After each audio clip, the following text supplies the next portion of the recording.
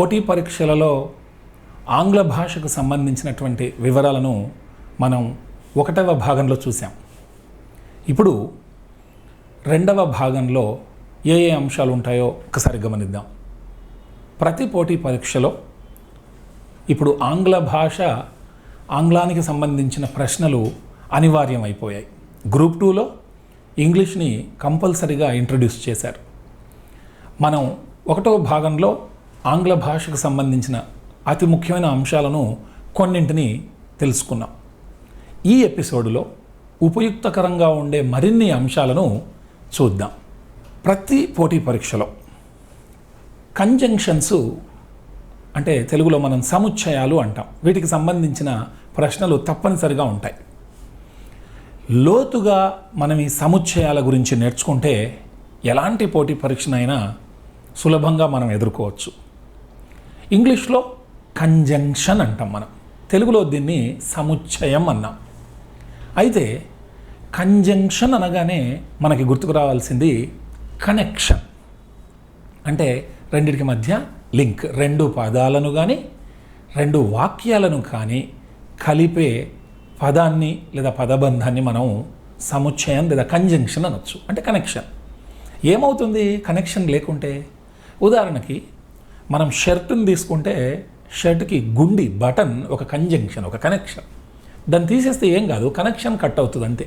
మనం ఇంగ్లీష్లో and, but, so ఇలాంటి పదాలను చెప్పుకుంటాం.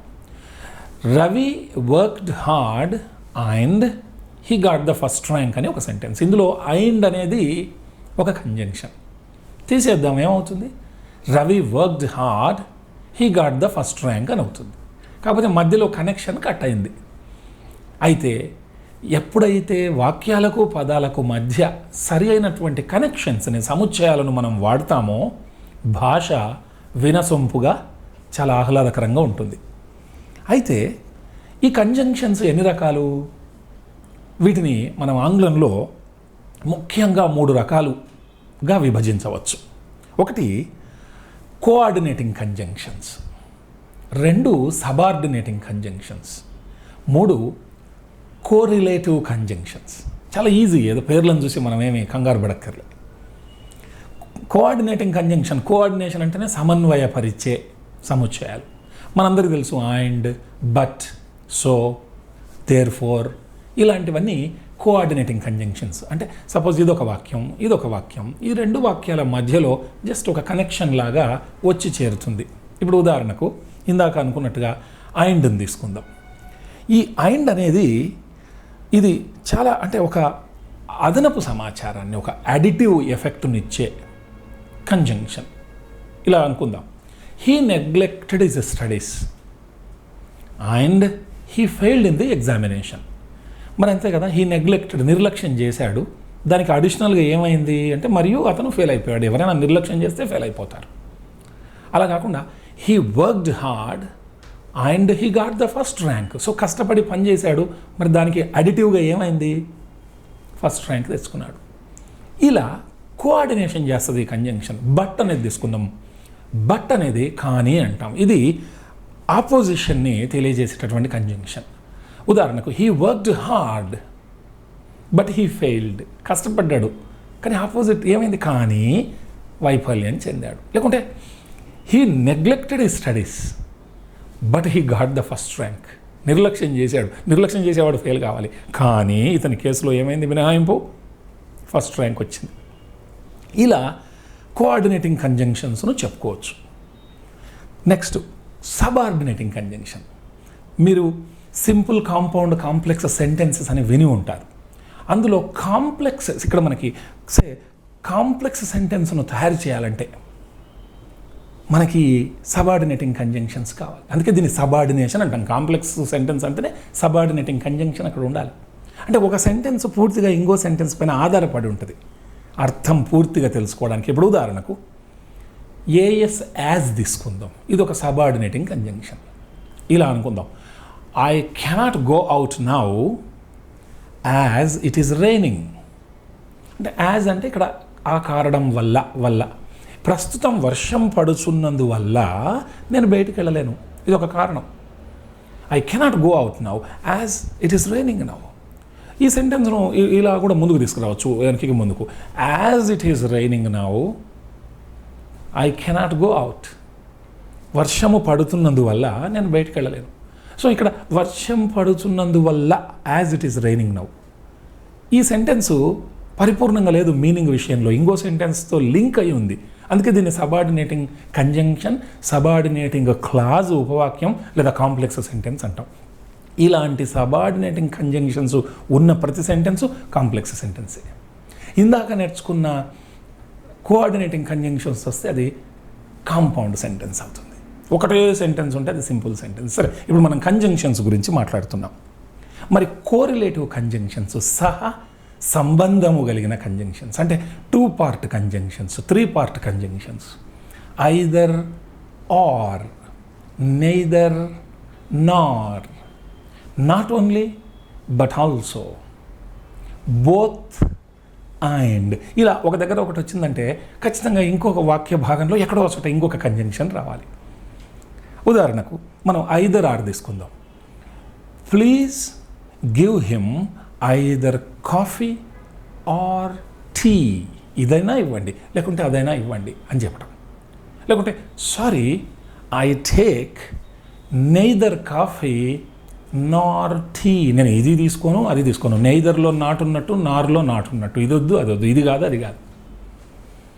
లేకుంటే నాట్ ఓన్లీ బట్ ఆల్సో, ఇదే కాదు అది కూడా అన్నట్టు. He speaks not only Telugu but also Spanish. Telugu భాషనే కాకుండా స్పానిష్ భాష కూడా అతనికి వచ్చు, అతను మాట్లాడతాడు. ఇలా కోరిలేటివ్ సహసంబంధం ఇది ఉందంటే అది రావాలి. ఇలా ఎవరికైతే కంజంక్షన్స్ మీద పట్టు ఉంటుందో వాళ్ళు ఈ ఎస్సే రైటింగ్లో, లేకుంటే వాక్య నిర్మాణాలను రాయటంలో, లేదా ఇచ్చినటువంటి పారాగ్రాఫ్లని, వ్యాసాలని అర్థం చేసుకోవడంలో వీళ్ళు ముందు వరుసలో ఉంటారు. కాబట్టి మనందరం కూడా ఎన్ని ఉంటాయండి, మహా అయితే ఒక 50-60 కంజంక్షన్లు, మహా అయితే కష్టం మీద. అంటే 50-60 కంజంక్షన్లు మనం నేర్చుకుంటున్నాం అంటే 100-150 వాక్యాలను కలపగలుగుతున్నాం. ప్రతి 2 సెంటెన్సెస్ మధ్యలో ఒక కంజంక్షన్ వస్తుంది. ఎంత బాగుంటుంది. కాబట్టి అవి ఏమాత్రం కష్టమైనటువంటి అంశాలు కానే కావు. కంజంక్షన్ అంటేనే గుర్తుపెట్టుకోవాల్సింది కనెక్షన్. కనెక్షన్ తీసేస్తే ప్రమాదం కాదు, కానీ అర్థం కాస్త డీలింక్ అయిపోతుంది. కాబట్టి మనకి ఈ కోఆర్డినేటింగ్ కంజంక్షన్స్ లేదా సబార్డినేటింగ్ లేదా కోరిలేటివ్ కంజంక్షన్స్ని ఎవరైతే బాగా నేర్చుకుంటారో వాళ్ళకి ఈ పోటీ పరీక్షల్లో మార్కులనే కాకుండా సింపుల్ కాంపౌండ్ కాంప్లెక్స్ సెంటెన్సెస్ తయారు చేయటం, ఒక విషయాన్ని ఇంకో రకంగా సింపుల్ సెంటెన్స్ని అవసరమైతే కాంపౌండ్ కాంప్లెక్స్కో మార్చుకోవడానికి వీలవుతుంది. ఇప్పుడు ఉదాహరణకు ఒక వాక్యం చూద్దాం. This table is made of would. చెక్కతో తయారు చేశారు, కర్రతో తయారు చేశారు. దీన్ని సింపుల్గా మనము this is a wooden table అనొచ్చు. ఒకటే sentence, single sentence is a simple sentence. This is a wooden table. అలా కాకుండా ఒక కోఆర్డినేటింగ్ కంజంక్షన్ 2 వాక్యాలను కలపాలి. This is a table and it is made of would. This is a table and, చూడండి ఇది coordinating conjunction. And it is made of would, 2 వాక్యాలు వచ్చాయి. This is a table, it is made of wood, మధ్యలో and. ఇది coordinating conjunction, ఇది compound sentence. 2 simple సెంటెన్సెస్ని కలిపితే ఒక కంజంక్షన్, అది కాంపౌండ్ సెంటెన్స్. దీన్ని కాంప్లెక్స్ చేద్దాం. కాంప్లెక్స్ అంటే ఒక డిపెండెంట్ క్లాజ్ ఉండాలి, ఉపవాక్యం. This is a table which is made of wood, లేదా this is the table which is made of wood. ఏదైతే చెక్కతో కర్రతో తయారు చేయబడిందో ఆ టేబులే ఈ టేబుల్. ఏదైతే తయారు చేయబడిందో, చూసారా, ఇది ఒక డిపెండెంట్ క్లాస్. ఇలా ఒకే విషయాన్ని this is a wooden table, this is a table and it is made of would, this is a table which is made of would. చూసారా, ఒకే విషయాన్ని ఎన్ని రకాలుగా చెప్పొచ్చు. ఎక్కడో బస్ స్టాండ్కి వెళ్ళాలి, బస్ స్టాండ్కి ఒకటే రోడ్డు ఉందంటే తప్పదు, ట్రాఫిక్ జాము, అందరు దాంట్లో వెళ్ళాలి. అదే 4-5 దారులు ఉంటే ఎవరు అనుకూలతను బట్టి వాళ్ళు అక్కడక్కడ ఆయా గమ్యస్థానానికి చేరుకోవచ్చు. భాష కూడా అంతే. ఒక విషయాన్ని ఎన్నో రకాలుగా చెప్పుకోవచ్చు అంటే ఎంత సౌలభ్యం అండి భాష. కాబట్టి భాషను చక్కగా మనకు కోరుకున్న విధానంలో మలుచుకోగలిగే సామర్థ్యాన్ని నేర్చుకోవాలి. అప్పుడే అసలు ఒక భాషని ఆస్వాదించి ఇతర భాషలను నేర్చుకొని జ్ఞాన సముపార్జన, దాంతోపాటు జ్ఞాన వినిమయము. ఇప్పుడున్న విద్యార్థుల్లో మనం యూత్లో బాగా గమనిస్తే అక్విజిషన్ ఆఫ్ నాలెడ్జ్ ఉంది మనకు. చిన్నప్పటి నుంచి జ్ఞానాన్ని విపరీతంగా నింపేస్తున్నాం మెదడులో. కానీ రేపొద్దున ఉద్యోగం వచ్చిన తర్వాత ఆఫీసులో లేకుంటే మన కంపెనీలో, ఆర్గనైజేషన్లో ఆ జ్ఞాన వినిమయం జరగాలి. అప్లికేషన్ ఆఫ్ నాలెడ్జ్ అక్విజిషనే కాదు, టీం వర్క్ చేయాలి, ఇండిపెండెంట్గా పనిచేయాలి, రేపొద్దున ప్రాబ్లమ్ సాల్వింగ్ చేయాలి, లేకుంటే గ్రూప్ టీం వర్క్తో పాటు క్రిటికల్ థింకింగ్ ఉండాలి. ఇవన్నీ రావాలంటే మంచి మంచి నైపుణ్యాలు, సాఫ్ట్ స్కిల్స్ ఉండాలి. సాఫ్ట్ స్కిల్లో ఒక స్కిల్ భాష, లాంగ్వేజ్ కమ్యూనికేషన్ స్కిల్. చూడండి, టాలెంట్ పుట్టుకతో వస్తుంది కానీ స్కిల్ అలా కాదు, ప్రాక్టీస్ చేస్తే వస్తుంది. అందుకే లాంగ్వేజ్ స్కిల్స్ అన్నాం. Listening, speaking, reading, writing. ఈ రైటింగ్లో లేకుంటే స్పీకింగ్లో కంజంక్షన్స్ ఇవన్నీ చాలా ప్రధానమైన భూమిక పోషిస్తాయి. కాబట్టి ఇదేదో పరీక్షల కోసం నా వెంటబడ్డది, ఇదో భూతం లేకుంటే దయ్యం అనుకునే బదులు ఇది నాకు జీవిత కాలం పాటు నా భావ వ్యక్తీకరణను అద్భుతంగా ముందుకు తీసుకెళ్లే ఒక ఆయుధం అని చెప్పేసి భావించండి. మీరు చాలా చాలా ఎంజాయ్ చేస్తారు. ఈ బేసిక్ ఇంగ్లీష్లో పోటీ పరీక్షల్లో అడిగే మరో ప్రధానమైన అంశం వాయిస్. దీన్నే మనం యాక్టివ్ వాయిస్, ప్యాసివ్ వాయిస్ అంటాం. అంటే రెండు రకాలుగా, ఒక విషయాన్ని కర్తకు ప్రాధాన్యత ఇస్తూ చెబితే యాక్టివ్ వాయిస్ అని, కర్మకు ప్రాధాన్యత ఇస్తూ చెబితే దాన్ని ప్యాసివ్ వాయిస్ అని. అంటే సబ్జెక్ట్కి ప్రాధాన్యత ఇచ్చేది యాక్టివ్ వాయిస్, అదే ఆబ్జెక్టుకు ప్రాధాన్యత ఇస్తే అది ప్యాసివ్ వాయిస్. మరి అంటే మనం ఆల్రెడీ తెలుగులో అనుకున్నాం ఏంటి ఇప్పుడు అంటే మనం నేర్చుకున్నాం చిన్నప్పటి నుంచి కూడా. అతడు రవి ఒక పామును చంపాడు, ఒక పాము రవి చేత చంపబడినది, ఇది ప్యాసివ్ వాయిస్. కర్త ప్రాధాన్యం, రవి ఒక పామును చంపాడు. కర్మ ప్రాధాన్యం, పాము రవి చేత చంపబడింది. ఇదే మనం Rama killed Ravana, Ravana was killed by Rama, ఇలాంటి ఎగ్జాంపుల్స్ నేర్చుకున్నాం. అయితే మరి ఏంటి అసలు వాయిస్ యొక్క ఉద్దేశం ఏంటి? Purpose of learning this chapter చాలా సింపుల్. అర్థం మారకుండా, టెన్స్ మారకుండా ఒక విషయాన్ని కర్తకు ప్రాధాన్యత ఇస్తూనో లేదా కర్మకు ప్రాధాన్యత ఇస్తూనో ఇంకో రకంగా చెప్పుకోవటం. Without changing the tense and without changing the meaning, just by changing the positions of subject and object, expressing a sentence in two ways. ఎంత బాగుంది. ఇందాక అనుకున్నట్టు ఒక గమ్యస్థానానికి రెండు రోడ్లు ఉన్నాయనుకోండి, ఏదో ఒక మార్గంలో వెళ్ళొచ్చు. ఒకటే ఉందంటే అందరం తప్పదు, ట్రాఫిక్ జామ్. మరి ఇక్కడ యాక్టివ్ వాయిస్, ప్యాసివ్ వాయిస్ పేరులో ఉంది చూడండి. యాక్టివ్ అంటే చురుకైన, ప్యాసివ్ అంటే కాస్త డల్, మందకొడిగా. మరి మందకొడిగా, డల్గా అంటే మరి ప్యాసివ్ వాయిస్ ఎందుకు వాడాలి? వాడకుండా ఉంటే పోలే. ప్యాసివ్ వాయిస్ వాడే సందర్భాలు వస్తాయి మన జీవితంలో. ముఖ్యంగా రెండు సందర్భాలు వస్తాయి. ఎప్పుడంటే నెంబర్ 1, మనకు సబ్జెక్ట్ ఎప్పుడో తెలీదు. ఒకసారి తెలియనప్పుడు అనివార్యంగా ఆబ్జెక్ట్తో వాక్యం స్టార్ట్ చేయాలి. ఇప్పుడు ఫలానా వాళ్ళ ఇంట్లో దొంగలు పడ్డారట, వస్తువులు పోయినాయి. అప్పుడు మనం ఏమంటాం? అదే ఎక్స్, వై, జెడ్ అనే వ్యక్తులు ఆ ఇంట్లో దొంగతనం చేశారంటామా? ఇంట్లో ఇల్లుని దోచుకున్నారు, ఇంట్లో దొంగలు పడ్డారు అంటాం. సబ్జెక్ట్ తెలియకపోతే ఆబ్జెక్ట్తో మొదలు పెడతాం, ఆ ఇల్లుని మొదలు పెడతాం, ఇంట్లో దొంగలు పడ్డారని. అంటే when you don't know the subject, ఆబ్జెక్ట్తో చెప్పాలి. అప్పుడు ప్యాసివ్ వాయిస్ కావాలా? రెండో సందర్భం, మనకు తెలుసు ఒకసారి సబ్జెక్ట్, కానీ ఆబ్జెక్ట్కి అధిక ప్రాధాన్యత ఇచ్చే సందర్భాలు ఎదురవుతాయి. ఫర్ ఎగ్జాంపుల్, మనుషులు వాళ్ళ నిరసన తెలియజేయడానికి అప్పుడప్పుడు ఏం చేస్తారంటే ధర్నాలు చేస్తారు, లేకుంటే నిరాహార దీక్షలు చేస్తారు, ఆమరణ నిరాహార దీక్షలు చేస్తారు, లేకుంటే పికెటింగ్ అంటారు, బాయ్కాట్ అంటారు. ఇవన్నీ నిరసనలు తెలియజేసే విధానాలు. అన్నీ మనుషులే చేస్తారు, మనకు తెలుసు. అయితే అక్కడెక్కడో ఏదో నిరసన జరుగుతూ ఉంటుంది. ఎవరన్నా అడుగుతారు, ఏమవుతుందంటే ఎక్స్, వై, జెడ్ అనే మనుషులు అందరూ ఇలా చేస్తున్నారు అంటామా? ధర్నా అవుతుందంటాం, రాస్తారోకో అయిందంటాం. అంటే మనకు మనుషులు చేస్తారని తెలిసినా అక్కడ ఏం జరుగుతుంది? Object becomes more important then the subject. మీరు ఆబ్జెక్ట్ని హైలైట్ చేయాలి, ధర్నా, బాయ్కాట్. అప్పుడు ప్యాసివ్ వాయిస్ అనివార్యం అవుతుంది. అయితే ఎవరికైతే టెన్సెస్ బాగా వస్తాయో, ప్రతి టెన్సు, వాళ్ళకి యాక్టివ్ వాయిస్ నుంచి ప్యాసివ్ వాయిస్కి మార్చడం చాలా ఈజీగా వచ్చేస్తుంది. అంటే ముందు I eat a mango, I ate a mango, I shall eat a mango, I am eating a mango, I was eating a mango, ఇలా I shall be eating a mango. నేను simple present నుంచి future continuous దాకా అన్ని వాక్యాలు చెప్పా. అవి రావాలి ముందు. అవి రాకుండా ఏదో ప్రయత్నం చేద్దామంటే అసలు ఇట్లాంటి భాష లాంటి అంశాలకు షార్ట్కట్లు ఉండవు, ఉట్టిగా రాయేయటమే. అది చాలా బ్యాడ్. అసలు నిజంగా ఒక పోటీ పరీక్షకు తయారయ్యే విద్యార్థి అభ్యర్థి లక్షణం కానే కాదు, అది పిరికిదనం. అందుకే టెక్నిక్ కాదు, బిజినెస్ చేయడం నేర్చుకుందాం. వ్యాపారం మెళకువల తర్వాత నేర్చుకోవచ్చు. అలా ఇప్పుడు ఇక్కడ ఒక ఎగ్జాంపుల్ ఇచ్చాడు, మను టేక్స్ కాఫీ. ఇక్కడ సబ్జెక్టు ఏదో ఒకటి చేస్తూ ఉంది, అదే టేకింగ్ కాఫీ. దీని ప్యాసివ్ వాయిస్లో కాఫీ ఈజ్ టేకెన్ బై మను, అంటే something is done to the subject. ఇలా అర్థం మారకుండా, టెన్స్ మారకుండా, సబ్జెక్ట్ ఆబ్జెక్ట్ ప్లేసెస్ మార్చుకుంటూ ఒక విషయాన్ని రెండు రకాలుగా చెప్పడం. అయితే కొన్ని మినహాయింపులు ఉన్నాయండి వాయిస్లో.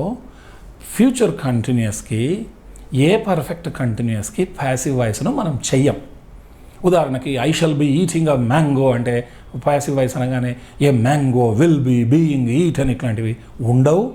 పరీక్షల్లో సాధారణంగా అడగరు, అడిగినా there is no passive voice to such a sentence. Be being, been being ఇలాంటివి పక్కపక్కన వచ్చే వాక్య నిర్మాణాలను అసౌకర్యంగా ఉంటుంది ప్రయోగంలో అని లేదని చెప్పుకుంటాం. కాబట్టి అన్ని వాక్యాలకు ప్యాసివ్ వాయిస్ ఉండదు. బట్ చాలా ఇంట్రెస్టింగ్ టాపిక్ ఇది. ఒక అభ్యర్థి తన భాషా పాఠవనంలో ఇది ఒక మంచి టర్నింగ్ పాయింట్. ఎవరికైతే యాక్టివ్ వాయిస్ ప్యాసివ్ వాయిస్ మీద మంచి పట్టు ఉంటుందో వాళ్ళు నిజంగా కూడా ట్రాన్స్లేషన్లో కానీ వాక్య నిర్మాణాల్లో ఏ పోటీ పరీక్షలో అయినా చాలా బాగా భాషని ఆస్వాదించగలిగే దిట్టలుగా తయారవుతారని చెప్పుకోవచ్చు. ఇంకొక ప్రధానమైన అంశం పోటీ పరీక్షల్లో నరేషన్. నరేషన్ అంటే direct indirect speech, reported speech. నిజానికి ఒక విషయాన్ని మనం రెండు రకాలుగా చెప్పొచ్చు. ఇప్పుడు ఒక వ్యక్తి ఎక్కడో ఒక ఇంట్లో ఉండి అతను ఏమంటాడంటే, అతను ఇలా అనొచ్చు, something like this, I write a letter, నేను ఒక ఉత్తరం రాస్తాను అని అనిండొచ్చు.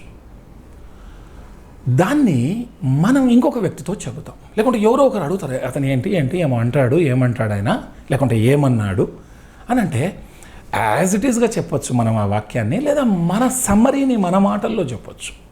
ఇప్పుడు మీరు అతనితో ఐ రైట్ ఏ లెటర్ అని అతను అంటున్నాడండి అనొచ్చు, లేకుంటే తాను ఒక ఉత్తరాన్ని రాస్తాడట, ఆ విషయాన్ని చెబుతున్నాడు అని మనం సమ్మరీ చెప్పొచ్చు. ఉన్నట్టుగా నేను ఒక ఉత్తరం రాస్తా అంటాడతను, అన్నాడతను ఇలా చెప్పొచ్చు. లేకుంటే తాను ఒక ఉత్తరాన్ని రాస్తాడట అది అంటున్నాడండి ఇలా చెప్తాం. అయితే ఎప్పుడైతే మనం ఇలా ఇండైరెక్ట్గా రిపోర్టెడ్ స్పీచ్లో చెబితే కన్ఫ్యూజన్ ఉండదు.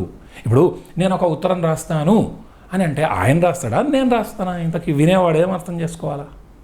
కాబట్టి ఇది ముఖ్యంగా జర్నలిస్టులకి భలే ఉపయోగకరంగా, ఎందుకంటే రిపోర్టర్ అంటాం జర్నలిస్ట్ని. రిపోర్టెడ్ స్పీచ్ అంటే సమ్మరీని తెలియజేయటం. ఒక విషయాన్ని ఒరిజినల్ మాటల్లో, వక్త చెప్పిన ఒరిజినల్ మాటల్లో చెప్పడం ఒక్కోసారి అనివార్యం, ప్రధానం అవుతుంది. ఇంకో సందర్భంలో దాన్ని ఇండైరెక్ట్గా సమ్మరైజ్ చేయడం కూడా ముఖ్యమవుతుంది. మనం అందుకే కొన్ని ముఖ్యమైన quotations, untouchability is a sin says Gandhi అంటాం. అంటే ప్రధానమైనటువంటి ముఖ్యులు చెప్పిన మాటల్ని అతి ముఖ్యంగా మనం హెల్త్ ఈజ్ వెల్త్ అంటాం. ముఖ్యమైన విషయాలని బాగా కొటేషన్స్ రూపంలో గుర్తుపెట్టుకుంటాం. అయితే ఇక్కడ రెండు విషయాలు. ముందు ఈ డైరెక్ట్ ఇండైరెక్ట్ స్పీచ్ రావాలి, నేర్చుకోవాలి అనుకునే వాళ్ళకి ముందు వాక్య నిర్మాణాలు తెలియాలి. అంటే వాక్యాలు ఎన్ని రకాలు? Declarative sentence, interrogative sentence, imperative sentence, exclamatory sentence. ముందు వాక్య నిర్మాణాలు రావాలి. ఇప్పుడు అక్షరాలు వస్తే సెంటెన్సెస్ వస్తాయి, సెంటెన్సెస్ తర్వాత పారాగ్రాఫ్లు, ఎస్సేలు వస్తాయి. అక్షరాలే రాకుండా సెంటెన్స్లు, పారాగ్రాఫ్లు, ఎస్సేలు ఎలా వస్తాయి? అందుకు ముందు ఇప్పుడు he said to me, I right a letter. ఇక్కడ హీ సెడ్ టు మీ అనేది మనం చెబుతున్నాం. ఐ రైట్ ఎ లెటర్ అని కొటేషన్స్లో అతను చెప్తాడు, అతను చెప్పిన మాటను. అయితే ఇక్కడ కొటేషన్స్లో ఉండింది ఏ వ్యక్తి అయితే వక్త అంటాడో లేదా అన్నాడో ఆ మాటలు యాజ్ ఇట్ ఈజ్గా, దాని ముందు మనం చెబుతున్నాం. ఈ వాక్యంలో ఒక క్రియ ఉంటుంది, ఆ చెప్పిన వ్యక్తి వాక్యంలో ఒక క్రియ ఉంటుంది. ఆ చెప్పిన వ్యక్తి అంటే ఐ రైట్ ఎ లెటర్, అందులో ఆ కొటేషన్స్ మధ్యలో ఆ వక్త యొక్క ఒరిజినల్ మాటలు ఉంటాయి. అందులో ఉండే వర్బును రిపోర్టెడ్ వర్బ్ అంటాం. మనం చెప్పే హీ సెడ్ టు మీ, ఇందులో మనం చెబుతున్న వాక్యంలో ఉండే క్రియను రిపోర్టింగ్ వర్బం. అంటే ఎవరికైతే రిపోర్టింగ్ వర్బు, రిపోర్టెడ్ వర్బు వీటి యొక్క స్వభావ రీతులు బాగా అర్థమవుతాయో, లేదా కొటేషన్స్లో ఉన్నది డిక్లరేటివ్ సెంటెన్సా, ఇంటరాగేటివా, ఇంపరేటివా, ఎక్స్క్లమేటరీయా, ఈ వాక్యాల రీతులు ఇది ఏదో వినడానికి టెక్నికల్గా ఏదో డిక్లరేటివ్, ఇంటరాగేటివ్, ఇంపరేటివ్ అని చాలా ఈజీ అవి. డిక్లరేటివ్ అంటే ఉట్టి ప్రవచనం, ఇంటరాగేటివ్ అంటే ప్రశ్న, ఇంపరేటివ్ అంటే ఓ రిక్వెస్ట్, కమాండ్, ఎక్స్క్లమేటరీ అంటే ఆశ్చర్యం, చాలా ఈజీ. సో ఈ రిపోర్టింగ్ వర్బ్ ఎలా ఉంది, లేకుంటే ఆ సెంటెన్స్ టైప్ ఏంటి, ఆ టైప్, ఈ రెండింటి మధ్యలో ఇండైరెక్ట్ స్పీచ్ను చెప్పుకోవచ్చు. చాలా తప్పులు చేస్తాం మనం విద్యార్థులు ఎక్కువగా ఇంటరాగేటివ్ క్వశ్చన్స్ను రిపోర్టెడ్ స్పీచ్లో అన్ని తప్పులుగా. ఇప్పుడు వేర్ ఆర్ యూ గోయింగ్ అని ఎవరో ఒక వ్యక్తి అడుగుతాడు. Ravi side asked me. దాన్ని ఏం చేస్తాం మనం ఇండైరెక్ట్గా, Ravi asked me where I was going అనాలి తప్ప ఈ ఆస్క్డ్ దట్ వేర్ అని రెండు కంజంక్షన్లు పెడతారు. ఒక ఊరలో 2-3 కత్తులు ఇముడవు కదా, కాబట్టి ఒక 2 వాక్యాల మధ్య 2 కంజంక్షన్స్ రాకూడదు. ఇవి చాలా సాధారణంగా చేసే మిస్టేక్స్. ఎవరైతే ఈ అంశాలను అంటే వాక్యాల టైపులు, ఈ వర్బు విధానం, ఇవి ఎలా టెన్సెస్ను బట్టి ఎలా మారుతాయో తెలుసుకుంటే అసలు డైరెక్ట్ ఇండైరెక్ట్ స్పీచ్ అంత ఈజీ థింగ్ లేదు. ఇందాక చెప్పుకున్నట్టు వాయిస్లో లాగా ఒక వ్యక్తి యొక్క లాంగ్వేజ్ కాంపిటెన్స్ పెరుగుతూ ఉంది, అది మంచిగా అవుతోందంటే అందులో reported speech, direct indirect speech కూడా ఆ వ్యక్తికి ఎంత బాగా వస్తుందో ఆ భాష పైన అంత పట్టు వస్తుందని చెప్పటం నిర్వివాద అంశం. తర్వాత ఏ పోటీ పరీక్ష తీసుకున్నా క్వశ్చన్ ట్యాగ్స్ పైన కొన్ని ప్రశ్నలు ఉంటాయి మనకి. క్వశ్చన్ ట్యాగ్ అంటే తోక, క్వశ్చన్ ట్యాగ్ అంటే తోక ప్రశ్న. చాలా సింపుల్. ఒక సెంటెన్స్ ఇస్తారు, సెంటెన్స్ ఇచ్చి మాతో ఏకీభవించవయ్యా మేము చెప్పిన దాంతో అని దాని అర్థం. క్వశ్చన్ ట్యాగ్ యొక్క ఉద్దేశం ఏంటంటే, ఎగ్జామ్లో డిక్లరేటివ్ సెంటెన్స్ ఇస్తాడు, సంథింగ్ హీఈస్ రవి అని ఇచ్చి ఏదో రాంగ్ క్వశ్చన్ ట్యాగ్ ఇస్తాడు, లేదా మనల్ని అడుగుతాడు తోక ప్రశ్న తయారు చేయండి. హీఈస్ రవి అంటే మనం ఈజంట్ హీ అంటాం. హీ ఈజ్ నాట్ రవి అని ఏదో నెగిటివ్ సెంటెన్స్ ఈజ్ హీ అంటాం. ఇలా ఈ చివర్లో ఈజ్ హీ, ఇజంట్ హీ ఇలాంటి తోక ప్రశ్నలని ఇంగ్లీష్లో మనం క్వశ్చన్ ట్యాగ్ అంటాం. ఇది చాలా simple, sweet, quite interesting also. అయితే చాలామందికి ఈ క్వశ్చన్ ట్యాగ్స్ యొక్క తీరుతెన్నులు చాలా సింపుల్ అయినా కూడా పొరబడుతుంటారు. అయితే వీటికి కొన్ని మినహాయింపులు ఉన్నాయి. ఫస్ట్ గుర్తుపెట్టుకోవాల్సింది ఏంటంటే, క్వశ్చన్ ట్యాగ్స్ చాలా ఈజీ. మ్యాక్సిమం పోటీ పరీక్షల్లో విధిగా వీటి మీద ప్రశ్నలు ఉంటాయి. తర్వాత మన జవాబు, వాడు డిక్లరేటివ్ ఒక సెంటెన్స్ ఇస్తాడు, అది పాజిటివ్ ఉండొచ్చు, నెగిటివ్ ఉండొచ్చు, మనం తోక ప్రశ్న తయారు చేయాలి. ఈ తోక ప్రశ్న క్వశ్చన్ ట్యాగ్ మినిమం 2 పదాలు, మ్యాక్సిమం 3 పదాల్లో ఉంటుంది అంతే. మినిమం 2 పదాలు, మ్యాక్సిమం 3 పదాలు. ఆ 3వ పదం ఎందుకు వస్తుందంటే ఆ నెగిటివ్ అయినప్పుడు ఎన్ఓటి నాట్ను మనం వాడతాం. ఇది ఒకటో అంశం. 2, ఆ నెగిటివ్ నాట్ అనేది N' రూపంలో షార్ట్ ఫామ్లో ఉండాలి. Isn't it, is not it కాదు, ఇజంట్ ఇట్ ఆ షార్ట్ ఫామ్ రూపంలో ఉండాలి. అతని పరీక్షలో అడిగిన వాక్యం పాజిటివ్ ఉంటే ట్యాగ్ నెగిటివ్లో వస్తుంది. ఒకవేళ వాడు ఇచ్చిన వాక్యం నెగిటివ్లో ఉంటే ఆన్సర్ పాజిటివ్గా ఉంటుంది. He is not a person, he is not a person, is he, he is a person, isn't he. ఒకవేళ ఇచ్చిన వాక్యంలో మనిషి పేరు వచ్చినా మనం మనిషి పేరును ట్యాగ్లో రాయకూడదు, సర్వనామాన్ని రాయాలి. Suppose Venkatesh is a president అన్నప్పుడు మనం ఇజంట్ హీ అనాలి తప్ప ఇజంట్ వెంకటేష్ అనకూడదు, తప్పవుతుంది అప్పుడు. సో ప్రొనౌన్స్నే వాడాలి ట్యాగ్స్లో. మినిమం 2 పదాలు, మ్యాక్సిమం 3 పదాలు. మినిమం 2 పదాలు ఎందుకు వస్తుందంటే ఇచ్చిన వాక్యం నెగిటివ్లో ఉంటే ఇక్కడ నాట్ రాదు. 3 పదాలు ఎందుకు వస్తుందంటే అది పాజిటివ్లో ఉంటే ఇక్కడ నాట్ వస్తుంది. తర్వాత క్వశ్చన్ మార్క్ కంపల్సరీ పెట్టాలి క్వశ్చన్ ట్యాగ్కి. ఇలా తర్వాత ఐకి మినహాయింపు ఉంది. ఇప్పుడు suppose I am a teacher అన్నప్పుడు ఐ యామ్ అ టీచర్కి am not I, am I not అనే కంటే కూడా ఆరంట్ ఐ, ఎయింట్ ఐ, ఇవి మినహాయింపులు. ఐకి ఎక్సెప్షనల్ కేస్. మీరు ఐ యామ్ అ టీచర్ అన్నప్పుడు ఆరంట్ ఐ అనాలి క్వశ్చన్ ట్యాగ్, లేకుంటే ain't I, AIN' ain't I అనాలి తప్ప యామ్ నాట్ ఐ ఇలా అనకూడదు. ఇలా చిన్న చిన్న మినహాయింపులతో ఈ క్వశ్చన్ ట్యాగ్స్ నేర్చుకుంటే తప్పనిసరిగా మన మార్కులు మన ఖాతాలో పడిపోతాయి. వీటికి ప్రాక్టీస్ చేయడం, సాధన చేయడం, ప్రాక్టీస్ షీట్స్ మాత్రమే శరణ్యం. కొంచెం అండర్స్టాండ్ చేసుకోవాలి. అండ్ రిమెంబర్, మ్యాక్సిమం 3 పదాలు, మినిమం 2 పదాలు. 3 పదాలు ఎప్పుడు వస్తాయి? సెంటెన్స్ పాజిటివ్లో ఉంటాయి. 2 పదాలు ఎప్పుడు వస్తుంది? క్వశ్చన్ ట్యాగ్ నెగిటివ్లో ఇచ్చిన వాక్యం ఉంటే. లాస్ట్కి క్వశ్చన్ మార్క్ పెట్టాలి. ఇందులో ప్రొనౌన్ మాత్రమే రావాలి ట్యాగ్లో, అంటే నౌన్ రాకూడదు. So simple as that. Next basic ఇంగ్లీష్లో 11వ అంశం, అంటే మనం 1వ ఎపిసోడ్ నుంచి చూసుకుంటే ఇది 11వ అంశం, వర్డ్ యూసేజ్ అంటే ఈడియమ్స్ అండ్ ఫ్రేజెస్. వొకాబులరీ పదజాలంలో అతి ముఖ్యమైన అంశాలు ఏంటంటే సినోనిమ్స్ సమానార్థాలు, యాంటోనిమ్స్ వ్యతిరేకార్థాలు, హోమోఫోన్స్ సమోచ్చరణ పదాలు, సమాన ఉచ్చారణ కలిగిన పదాలు, ఫ్రేజెస్ లేదా ఫ్రేజల్ వర్బ్స్ క్రియాపదాలు, ఇడియమ్స్ అండ్ ఫ్రేజెస్ ఇడియమ్స్ అంటే జాతీయాలు. ఈ ఇడియమ్స్ తర్వాత ఫ్రేజల్ వర్బ్స్ ఈ రెండు ఆంగ్లం మాతృభాషగా లేని వాళ్ళకి కష్టం. సినోనిమ్స్, యాంటోనిమ్స్, హోమోఫోన్స్ ప్రపంచంలో అందరికీ ఈజీగా వస్తాయి. ఆంగ్లం మాతృభాషగా కలిగిన వాళ్ళకి ఫ్రేజల్ వర్బ్స్, ఇడియమ్స్ చాలా ఈజీగా వస్తాయి, ఎందుకంటే వాళ్ళ రక్తంలోనే కలిసి ఉంటుంది అది ఆ భావ వ్యక్తీకరణ. మనకి అంటే ఇంగ్లీష్ మన మదర్ టంగ్ కాదు కాబట్టి ఈ phrasal verbs, idioms and phrases ఇవి కొంచెం కష్టం. అంటే చాలా ఈజీ, కాకపోతే చాలామందికి తెలియదు. ఇప్పుడు మనలో చాలామంది క్రికెట్ ఆడతారు బ్రహ్మాండంగా, రూల్స్ చాలా తెలుసు. అదే రగ్బీ తెలుసా? రగ్బీ ఇక్కడ idioms and phrases, phrasal verbs rugby లాగా అదేమి కష్టమైంది కాదు, దాని గురించి తక్కువ మందికి తెలుసు అంతే. రగ్బీ మనం ఆడం, అందుకే రాదు, మనందరం నేర్చుకుని గోల్ఫ్ ఆడం మనం చాలామందిని మన వాతావరణంలో. అదే మొదలు పెట్టామంటే అందరికీ అది ఇంపాసిబుల్ గేమ్ కాదు, కొత్త గేమ్ అంతే, ప్రాచుర్యంలో మన దగ్గర లేదు. అలా ఇడియమ్స్ అండ్ ఫ్రేజెస్ దీనికి ఒక మార్గం ఉంది. ఎగ్జామినేషన్ పాయింట్ ఆఫ్ వ్యూలో ముఖ్యమైన ఇడియమ్స్ను లిస్ట్ తయారు చేసుకొని వాటి అర్థాలు తెలుసుకోవటం ఒకటో పద్ధతి. రెండో పద్ధతి ఇడియమ్స్కి సంబంధించి వాటి కథలను తెలుసుకోవాలి. ఆరిజిన్ అంటాం, ఎటిమాలజీ. చాలా సింపుల్. ఇప్పుడు నేను ఎగ్జాంపుల్ చెప్తాను. ఇప్పుడు ఉదాహరణకి కాక్ అండ్ బుల్ స్టోరీ అంటాం మనం. అంటే కట్టుకథలు, కాకమ్మ కథలు చెప్పడం, అబద్ధాలు చెప్పడం అన్నట్టు. దీన్ని don't tell me a cock and bull story అంటాం. కాక్ ఎక్కడొచ్చే, బుల్ ఎక్కడొచ్చే, ఈ స్టోరీ ఏంటి అసలు ఎందుకు?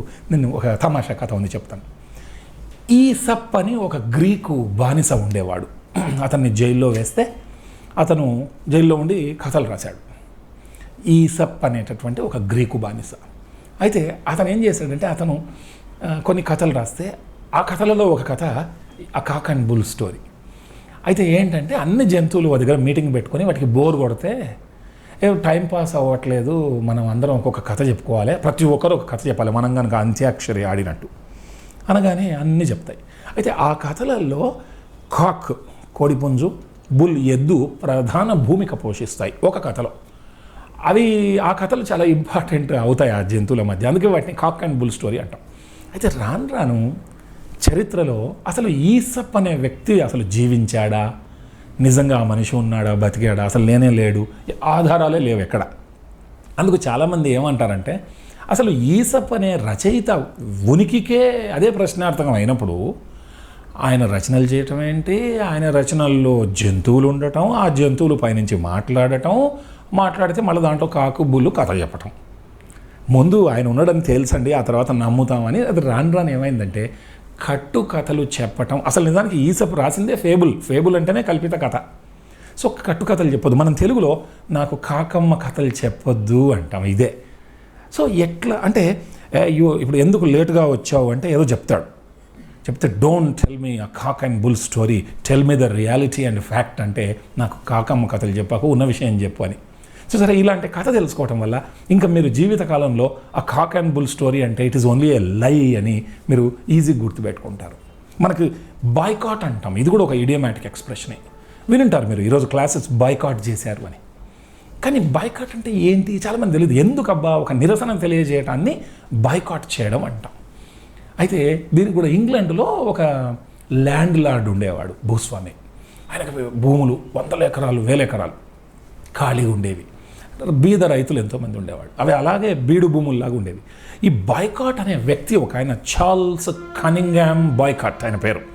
ఈ ల్యాండ్ లార్డ్ దగ్గరికి వచ్చి, సార్ ఏంటి మన భూములు అట్లా పెట్టారంటే, ఏం చేస్తామండి అంటే, కాదు సార్ మనం ఇది రైతులకు ఇద్దాం అంటే, రైతులు మనకి రెంట్ పే చేయలేరు అంటే, నేను చూసుకుంటాను సార్, నాకు ఉద్యోగం ఇవ్వండి అని ఈయన మేనేజర్ అవుతాడు ఆయన కింద. అయిన తర్వాత ఈయన రైతుల దగ్గరికి వెళ్ళి, మీకెందుకు, మేము ల్యాండ్ ఇస్తాం చేసుకోండి అంటే, మేము పూర్ రైతులమండి అని వాళ్ళు చెప్తారు. పర్వాలేదండి, తక్కువ రెంట్కి ఇచ్చేస్తాం పట్టండి అని అందరితోటి డాక్యుమెంట్ రాయించుకుంటాడు ఈ బాయ్కాట్. మేము చెల్లిస్తాము అమౌంట్ అని. వాళ్ళు కౌలుకి ఇచ్చేస్తారు ఆ ల్యాండ్స్. కొన్నిసార్లు ప్రకృతి విపత్తులు వస్తాయి, వాళ్ళు డబ్బు చెల్లించలేరు, చూసి చూడనట్టుగా కొన్ని రోజులు నడుస్తుంది. రాను ఏమవుతుందంటే, రైతులకు నిజమైన కష్టాలు వచ్చినప్పుడు బాయ్కాట్ సహించడు, చాలా స్ట్రిక్ట్గా తయారై మా డబ్బులు మాకు ఇవ్వండి అంటే ఇవ్వలేమండి అని రైతులు. ఇవ్వాల్సిందే, మీరు బాండ్ పేపర్ మీద రాశారు కదా అని ఒత్తిడి చేసి వాళ్ళ జంతువులను లాక్కోవటం, వాళ్ళ పంటను రాత్రిపూట కట్ చేసేయటం, ఇలాంటివి ఎన్నో అరాచకాలు చేస్తాడు. వీళ్ళంతా ఒక సమాఖ్యగా ఏర్పడతారు. రైతులు మనస్ఫూర్తిగా వేడుకుంటారు, అయ్యా మేము కట్టలేకపోతున్నాము ఈ రెంట్ని. కాదు ఖచ్చితం అంటాడు బాయ్కాట్. ఇంకా వీళ్ళు విధి లేక ఏం చేయాలో తోచక అందరూ కలిసి బాయ్కాట్ని ఎత్తుకొని ఊరి బయటికి తీసుకెళ్ళి ఇసిరి పడేస్తారు. అలా విసిరేసి నీ దిక్కున చోట చెప్పుకో, మేము అసలు కట్టలేం పో. చూసారా, అసలు ఇతన్నే వాళ్ళు నిరసన తెలియజేస్తూ అతన్ని గెంటేశారు.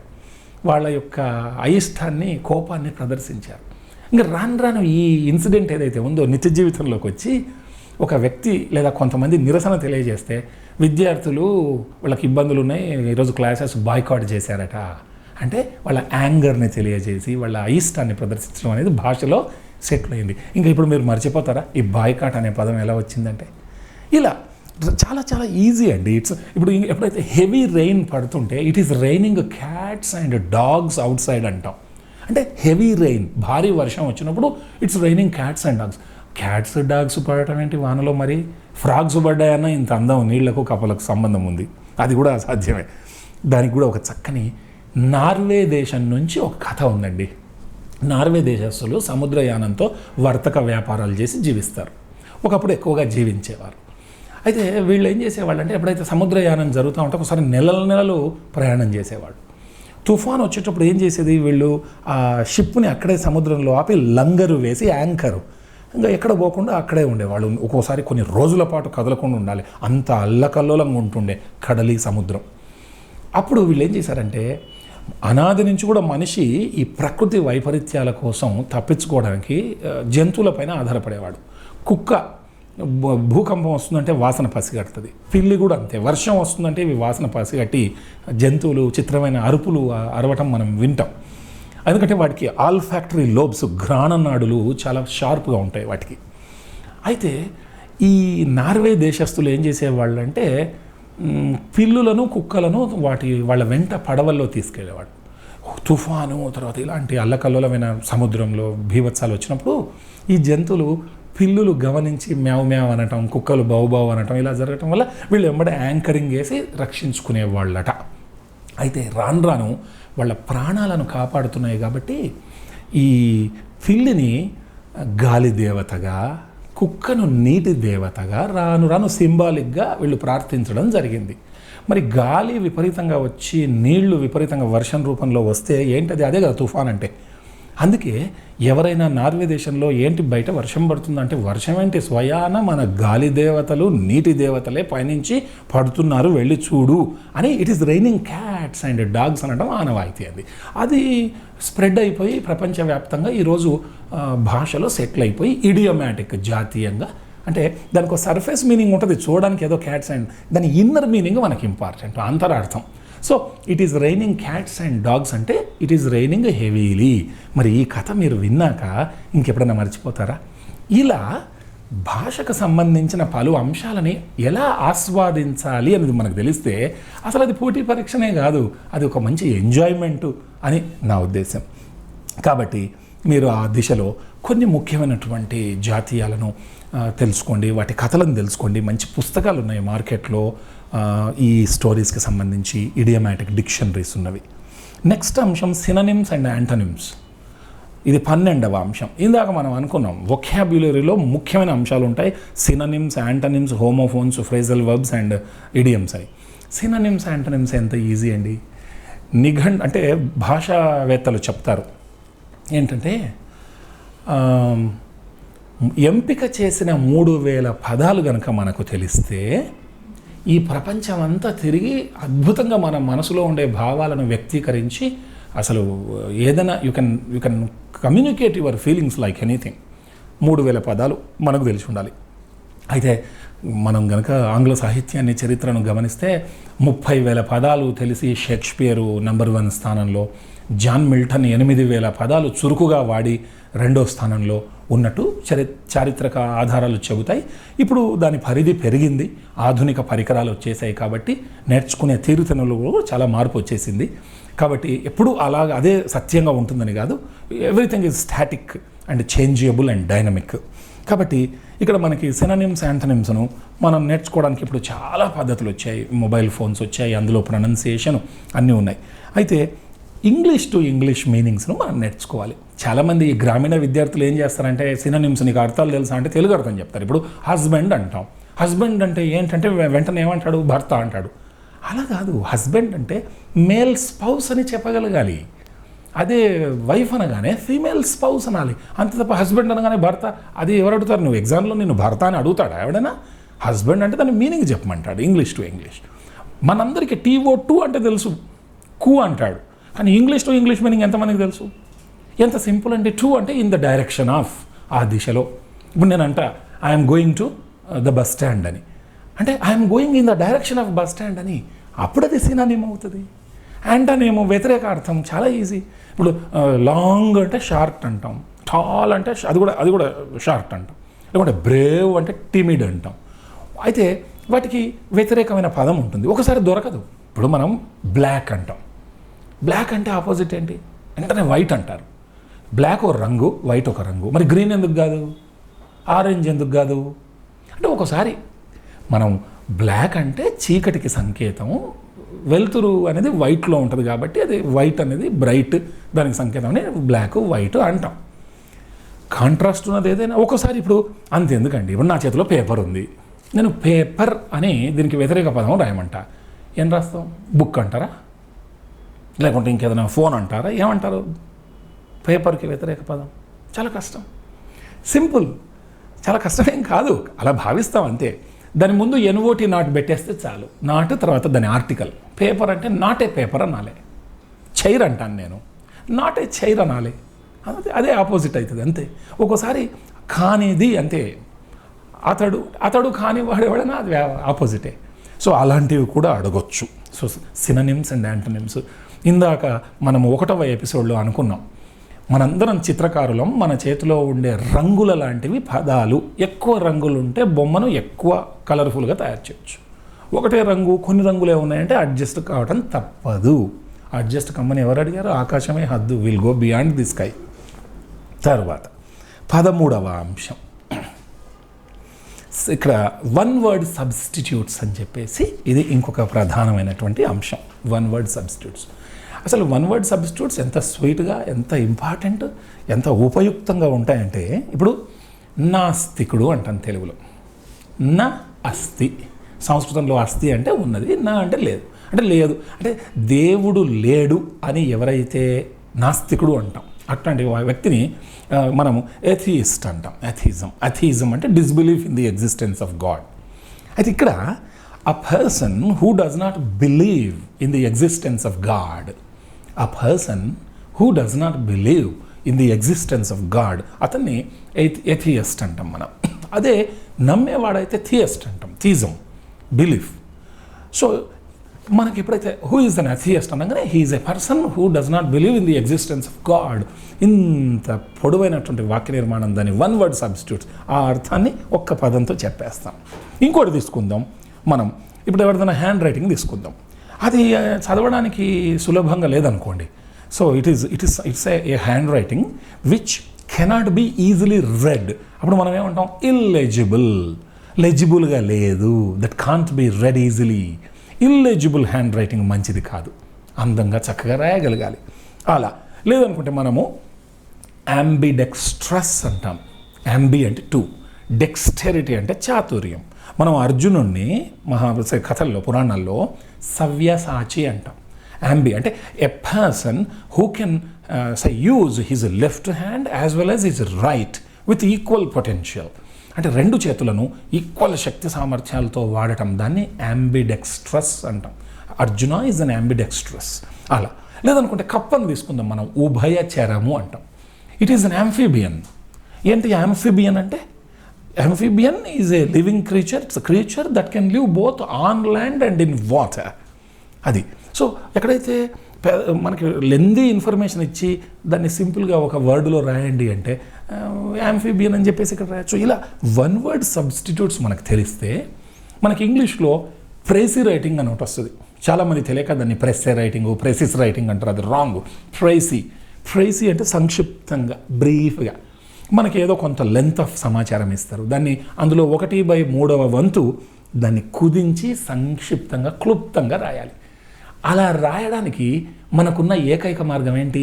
ఈ వన్ వర్డ్ సబ్స్టిట్యూట్స్ ఎవరికైతే ఎక్కువగా తెలుస్తాయో వాళ్ళు లెంది విషయాన్ని ఈ while walking I saw a living creature that can live both on land and in water అంటే while walking I saw a frog అంటే అయిపోయాయి, అండ్ ఆంఫీబియన్ అంటే అయిపోయాయి. ఎంత సింపుల్గా అయిపోయింది చూడండి. ఇలా చిన్న విషయాన్ని లెందీగా రాస్తే దాన్ని ఎక్స్పాన్షన్ అంటాం. ఎక్స్పాండెడ్ విషయాన్ని స్వీట్గా షార్ట్గా రాస్తే దాన్ని ప్రైసీ రైటింగ్ అంటాం. ఇలా వన్ వర్డ్ సబ్స్టిట్యూట్స్ ఎవరికైతే వస్తాయో లెందీ ఇన్ఫర్మేషన్ను ప్రైసీగా రాయగలిగి, పైగా అది ఎలాగొచ్చు కాబట్టి షార్ట్ విషయాన్ని ఎక్స్పాండ్ చేసి రాయగలిగే సామర్థ్యం వస్తుంది.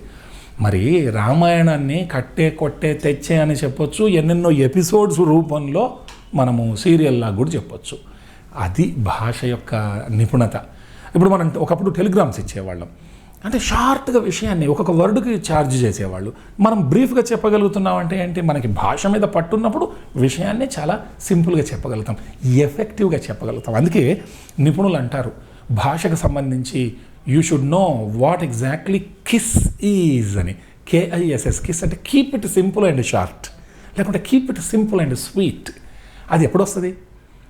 లెందీ విషయాన్ని షార్ట్గా, షార్ట్ విషయాన్ని లెందీగా చేయగలిగే సామర్థ్యం అది వొకాబులరీ మీద ఆధారపడి ఉంటుంది. అందుకే వన్ వర్డ్ సబ్స్టిట్యూట్స్ మహా అయితే 400-500 ఉంటాయి ఆల్ఫబెటికల్ ఆర్డర్లో. ఏ పోటీ పరీక్షల పుస్తకం తీసుకుని అందులో నేర్చుకోవచ్చు. కాబట్టి కాస్త ప్రామాణికమైన పుస్తకం తీసుకుంటే అందులో స్పెల్లింగ్ మిస్టేక్స్ లేకుండా, దోషాలు లేకుండా ఉంటాయి, బ్రహ్మాండంగా ఉంటుంది.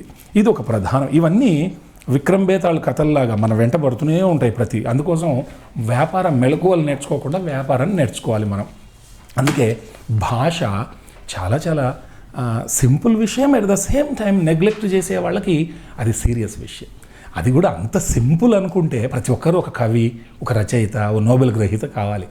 కానీ అట్లని చెప్పేసి అదేం పెద్ద కష్టసాధ్యం కాదు. అది విపరీతంగా. ఇప్పుడు హెలెన్ కెల్లర్ అంటారు, ఏమంటారు?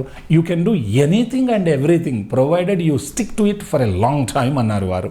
ఆమె కళ్ళు కనపడవు, ఆమె మాటలు వినపడవు, మాటలు రావు, చెవులు వినపడవు. Greatest professor from America Helen Keller ఏమన్నారు చూడండి, మనం గొప్పవాళ్ళం కావాలంటే మేధావులం కాక్కర్లే, యావరేజ్ బిలో యావరేజ్ అయినా సరే పదే అదే రిపిటేటివ్గా చేస్తూ ఉంటే.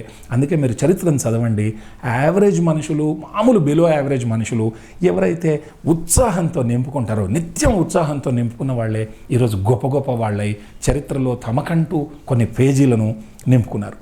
మనం ఈ విషయానికి వచ్చేద్దాం. ఇంకా 14వ అతి ముఖ్యమైన అంశం బేసిక్ ఇంగ్లీష్లో multiple meaning words and dual answers.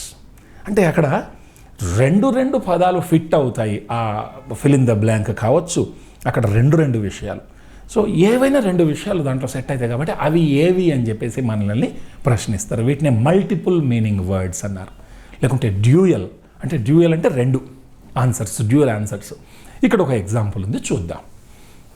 ఇది ఏంటంటే ఒక వైద్య అంశానికి సంబంధించిన ఉదాహరణ. Out of the 6.5 million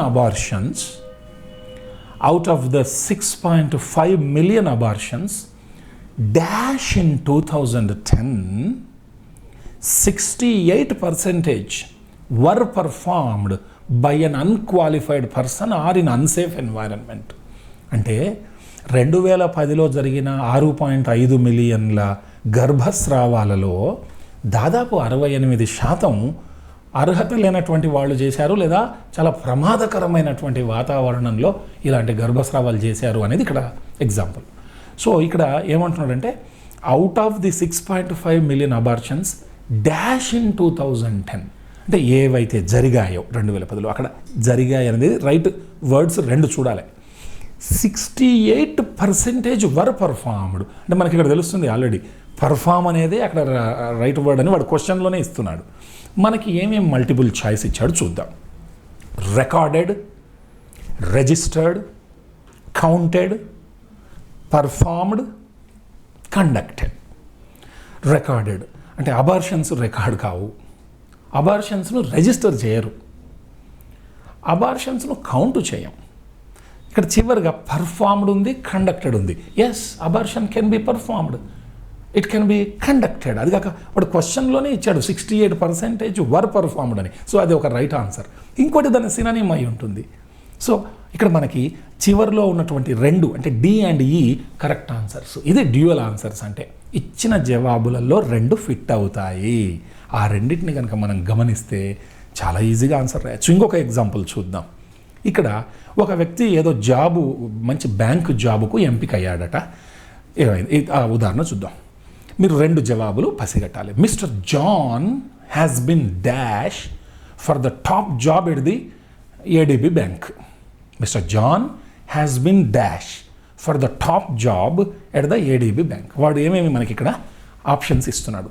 short listed అంటే జాన్ హ్యాస్ బిన్ షార్ట్ లిస్టెడా, John has been selected, John has been appointed, questioned, approved. అంటే ఇక్కడ అతను ఒక పెద్ద టాప్ జాబ్కి బ్యాంకులో షార్ట్ లిస్టెడ్, ఎస్, ఎంపిక చేసిన అతి కొద్ది మందిలో ఇతను ఒకడు ఉండింటాడు. లేదా సెలెక్టెడ్, ఎంపిక అయి ఉంటాడు. అందుకని for the appointed for the top job ఉండదు. లేదా క్వశ్చన్డ్, ప్రశ్నించడం ఏంటి, ఇంటర్వ్యూలో అడుగుతారు. అప్రూవ్డ్, మనుషులను ఎప్పుడు కూడా అప్రూవ్ చేయరు, విషయాలనే అప్రూవ్ చేస్తారు. కాబట్టి ఇక్కడ right answer he has been short listed, he has been selected. ఇలా డ్యూయల్ ఆన్సర్స్ అని మనం చెప్పుకోవచ్చు. ఇవే కాకుండా ఆర్టికల్స్ చాలా ప్రధానమైన అంశం. ప్రతి పోటీ పరీక్షలో ఆర్టికల్స్. అసలు ఇంగ్లీష్లో ఆర్టికల్ అంటే లిటిల్ జాయింట్ అని అర్థం. చాలామందికి అండ్ ద గురించే తెలుసు. అయితే చాలామంది విద్యార్థులకు సరే ఈ 3 ఆర్టికల్స్ బాగుంది, అండ్ ద. ఇవే కాకుండా SOME సమ్ అనే దానిని ఆనరరీ ఆర్టికల్ అంటారు ఇంగ్లీష్లో, గౌరవ ఆర్టికల్. ఈ 3 రాకపోతే ఒకసారి అది వస్తుంది. అఫ్కోర్స్ పోటీ పరీక్షల్లో అడగరు, అది వేరే విషయం. ఈ సమ్ అనే దాన్ని అంటే మీరు అండ్ ద అనకపోతే ఖచ్చితంగా ఆ ప్లేస్లో సమ్ వాడేది ఉంటుంది. ఇప్పుడు ఉదాహరణకు I have some idea about this అంటే I don't know how much or how many అన్నప్పుడు ఇది వాడతాం. I have an idea, I have the idea అనకుండా అది ఎంతనో మనకు తెలియనప్పుడు, అస్పష్టంగా ఉన్నప్పుడు సమ్ వాడతాం. ఈ సమ్ అనేది అవసరమైతే ప్రశ్నలో ఎనీగా అవతారం ఎత్తుతుంది. Do you have any idea about this అంటాం. Do you have some idea అనకూడదు. అదే నెగిటివ్ ఆన్సర్ చెప్పేటప్పుడు sorry I have no idea about this అంటాం.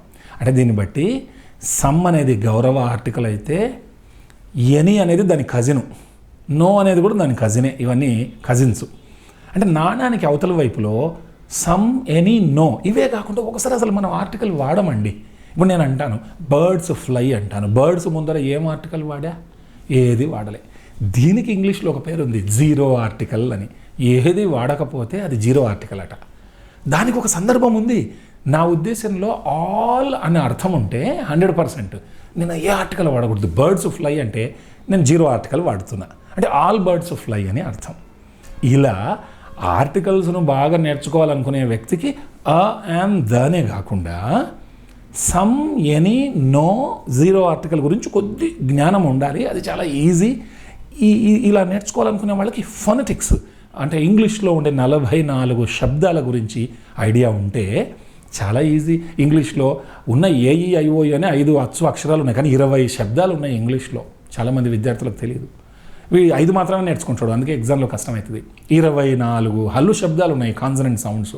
21 లెటర్స్ ఉన్నాయి. సో మనం సౌండ్స్ ఇంపార్టెంట్. ఇక్కడ సౌండ్స్ నేర్చుకోవాలి. వారం రోజులు కష్టపడితే అలవోకగా నేర్చుకొని అసలు ఇంగ్లీష్లో సైలెంట్ లెటర్స్ ఎందుకు ఉంటాయి, దాన్ని కుడ్ అని ఎందుకు చదవాలి, కుల్డ్ అని ఎందుకు అనకూడదు, వుడ్ ఎందుకు అనాలి, వుల్డ్ ఎందుకు అనకూడదు, ఇవి చాలా ఈజీగా నేర్చుకోవచ్చు సైలెంట్ లెటర్స్.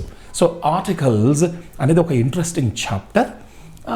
దాన్ని ఫస్ట్ THE ఎక్కడ వాడాలి వాడకూడదు, దాని తర్వాత యాన్ ఎక్కడ వాడాలి, అచ్చు శబ్దాలు ఎక్కడ, హల్లు శబ్దాలు ఎక్కడ, మినహాయింపులు ఏంటి, చాలా ఈజీగా నేర్చుకోవచ్చు. దీనికి ప్రాక్టీస్ చాలా ముఖ్యం. అంటే కొన్ని ప్రాక్టీస్ షీట్స్ తీసుకొని కాస్త ఫండమెంటల్ బేసిక్ నాలెడ్జ్ కొంత తెలుసుకొని ఏ ఎక్స్పర్ట్ దగ్గర కూర్చున్నా సరే నేర్చుకోవచ్చు. అయితే కొన్ని ఎక్స్పర్ట్స్ మాత్రమే వివరించే అంశాలు ఉన్నాయి అందులో. ఇప్పుడు మనకి ప్రొనౌన్సియేషన్ తీసుకోండి. ఇప్పుడు మనం దోసకాయను స్పెల్లింగ్ ప్రకారంగా చూస్తే కుకుంబర్ అంటారు చాలామంది, కానీ తప్పది cucumber. The curry in my house today is cucumber అనాలి. పూడ్చి పెట్టడాన్ని BURY అంటాం. చాలామంది తెలుగు మీడియం విద్యార్థులు బరీ అంటాం. నో, దాన్ని బెరీ అని చదవాలి. Bury spelling BURY, pronunciation bury. చూడండి. బెరియల్ గ్రౌండ్ అట్లా. సో బరీ కాదు. ఈ ప్రొనౌన్సియేషన్కి సంబంధించి కొన్ని అంటే ప్రపంచ భాషలు 2 రకాలు. మన భాషలు ఏంటంటే ఇండియన్ లాంగ్వేజెస్ ఫోనిక్ లాంగ్వేజెస్, ఎట్లా స్పెల్లింగ్ రాస్తే ఎట్లా పలకాలి. తెలుగు, తాకేత్వం, లాకు కొమ్ము, గాకు కొమ్ము, తెలుగు. ఇంగ్లీష్ అలా కాదు, ఇది నాన్ ఫోనిక్ లాంగ్వేజ్. అంటే ఆ రాసే స్పెల్లింగ్కి ప్రొనౌన్సియేషన్కి సంబంధం ఉండదు. మీరు క్యారెక్టర్ అనే పదం తీసుకోండి, దాంట్లో సిహెచ్ చూడండి, క్యా. మషీన్లో సిహెచ్ ఉంది, ష. చీప్లో సిహెచ్ ఉంది, చ. అన్నిట్లో సిహెచ్ సిహెచ్ సిహెచ్. ఉదయ క్యారెక్టర్లక మషీన్ల ష, చీప్లో చ. మన తెలుగులో అట్లా కాదు, చా వస్తే చానే పలుకుతాం. ఇలా నాన్ ఫోనిక్ లాంగ్వేజెస్. మనం ఫోనిక్ లాంగ్వేజ్కి అలవాటు పడ్డాం కాబట్టి స్పెల్లింగ్ ఎట్లా రాస్తే అట్లా పలకాలని ట్రై చేస్తాం. కానీ భాషలు ఎట్లాంటిది, ఒకటి హెలికాప్టర్, ఒకటి కారు. మీరు కారు బ్రహ్మాండమైన ఛాంపియను, అంత మాత్రాన హెలికాప్టర్ వస్తుందని లేదుగా. మీకు హెలికాప్టర్ బ్రహ్మాండంగా వచ్చు, అంత మాత్రాన కారు నడపాలని లేదుగా. భాషలు కూడా అలాంటివే. మీరు అడగొచ్చు, అట్లా సార్ తెలుగు బాగా వచ్చినోడు హిందీ మాట్లాడతాడు, హిందీ బాగా వచ్చినోడు మలయాళం మాట్లాడతాడు, లేకుంటే కన్నడ మాట్లాడతాడు. నేను చెప్పేది ఏంటంటే, కారు బాగా వచ్చినోడికి జీప్ వస్తుంది, జీప్ వచ్చినోడికి ఇంకేదో మారుతి కారు వస్తుంది, అది వచ్చినోడికి ఇంకేదో సఫారీ కారు వస్తుంది. కానీ కారు బాగా వచ్చినోడికి రైలు వచ్చని ఎవరైనా చెప్పారా? లేకుంటే ట్రైన్ బ్రహ్మాండంగా వచ్చినోడికి షిప్ నడపడం వచ్చిందని చెప్పారా? ఇవే భాషలు అంటే. నీకు రైలు విమానం నడపడానికి వస్తే నీకు రాకెట్ ఈజీగా వస్తుంది, లేదా హెలికాప్టర్ ఈజీగా వస్తుంది. సో ఇలా ప్రపంచ భాషల్లో కొన్ని తీరుతెన్నులు ఉన్నాయి. అవి కష్టం కావు, అదో type. They are typical. Difficult కాదు, టిపికల్. అదో టైపు. ఆ టైపుని నేర్చుకోవాలి అంతే. అప్పుడు భాష ఈజీగా ఉంటుంది. టెన్సెస్ ఉన్నాయి. చాలామంది విద్యార్థులకు టెన్సెస్ రావు, టెన్స్ అయిపోతారు, భయపడిపోతారు. ఎంత ఈజీ అండి టెన్సెస్. సరే, చాలా అంటే భాషావేత్తగా చెప్పాలంటే ఇంగ్లీష్లో 2 టెన్స్లు ఉన్నాయి, ప్రజెంట్, పాస్ట్. అలా ఇలా అని కన్ఫ్యూజ్ అయితే ఓకే, 12, 16 చెప్పుకోవచ్చు వాక్య నిర్మాణాలు. కానీ ఎంత స్వీట్గా. I sing a song, I sang a song, I shall sing a song, I am singing a song, I was singing a song, I shall be singing a song, I have sung a song, I had sung a song, I shall have sung a song, I have been singing a song, I had been singing a song, I shall have been singing a song. నన్ని simple present, simple past, simple future, present continuous, past continuous, future continuous, present perfect, past perfect, future perfect, present perfect continuous, past perfect continuous, future perfect continuous. ముందు ఇవి రావాలి. మన విద్యార్థులు చాలా ప్రతిభావంతులు, కాకపోతే fundamentals సరిగ్గా రాకుండా ఏదో చేస్తానంటే, నువ్వు జిఎస్లో బ్రహ్మాండంగా ఉండొచ్చు, కరెంట్ అఫైర్స్లో బ్రహ్మాండంగా ఉండొచ్చు, నీకు ఎకానమీలో అద్భుతమైన అంశాలు నీకు తెలిసి ఉండొచ్చు, చరిత్ర మొత్తం నీ ఫింగర్ టిప్స్లో ఉంది. కానీ ఇంగ్లీష్ బాగా రావాలంటే అవి రావాలి. వాకింగ్ చేసేవాడికి వాకింగే వస్తుంది, వంట రాదు. కుకింగ్ చేసేవాడికి వంట వస్తుంది, స్పీకింగ్ రాదు. స్పీకింగ్ రావాలంటే నోరు తెరవాలి. ఇంగ్లీష్ రావాలంటే ఇంగ్లీష్ ప్రాక్టీస్ చేయాలి. LSRW, listening, speaking, reading, writing. పదే పదే అదే. ఇలా పార్ట్స్ ఆఫ్ స్పీచ్, భాషా భాగాల మీద దృష్టి పెట్టాలి. నేను ఇందాక ఒకసారి లాస్ట్ ఎపిసోడ్లో ఒకటి చెప్పా, the English errors of Indian students అని స్మిత్ పియర్స్ అనే రచయిత రాశాడు. ఆక్స్ఫర్డ్ యూనివర్సిటీ ప్రెస్ వాళ్ళది, ఎక్కడైనా దొరుకుతుంది. ఇందులో భారతీయ విద్యార్థులు చేసే తప్పుల గురించి చిన్న బుక్లెట్లో ఇచ్చారు. అది తర్వాత మంచి ఆక్స్ఫర్డ్ అడ్వాన్స్డ్ లెర్నర్స్ డిక్షనరీ దగ్గర పెట్టుకోవాలి. అందులో మంచి వొకాబులరీ ఉంటుంది, ప్రొనౌన్సియేషన్ ఉంటుంది. దాంతోపాటు వీలైతే రోజెట్స్, థెసారస్, ఆపోజిట్ పదాలకి, తర్వాత సినానిమ్స్కి థెసారస్ చాలా బాగా ఉపయోగపడుతుంది. తర్వాత అలానే మొత్తం స్టాండర్డ్ బుక్స్ అని చెప్పను, ఇంగ్లీష్ టు తెలుగు మంచి శంకరనారాయణ నిఘంటువు కూడా చాలా ఉపయోగపడుతుంది. కేవలం ఇంగ్లీష్ టు తెలుగే కాదు, తెలుగు టు ఇంగ్లీష్ కూడా మీకు శంకరనారాయణ నిఘంటువు ఉపయోగపడుతుంది.